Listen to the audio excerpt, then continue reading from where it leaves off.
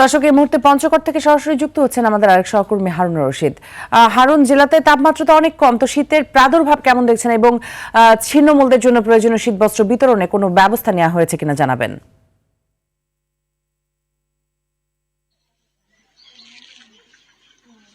জি মিতু, যেমনটি বলছিলেন, আসলে উত্তরের এই শীতপ্রবণ জেলায় আমরা দেখছি যে গত কয়েকদিন থেকে কিন্তু এখানে দিনের বেলা বেশিরভাগ সময়ে সূর্যের দেখা মিলছে না এবং সেই সাথে আজকে কিন্তু এখানে দেশের সর্বনিম্ন তাপমাত্রা এখানে 6.8 ডিগ্রি বিরাজ করছে।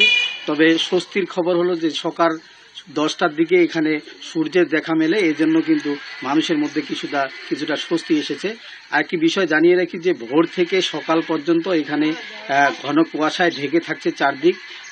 সেই সাথে কিন্তু উত্তরের যে হিমেল হাওয়া যখন বয়ে যায় তখন কিন্তু আসলে এমন একটি শীত অনুভব হয় যেখানে যে মানুষের গায়ে কাঁটা বিঁধলে যেমন অনুভূতি হয় সেরকম একটি শীত এখানে পৌষের শীত বয়ে যাচ্ছে। দিনের বেলা বেশিরভাগ সময়ে সূর্যের দেখা মিলছে না। আরেকটি বিষয় যে এখানে জনজীবনে একটা নেতিবাচক প্রভাব পড়েছে।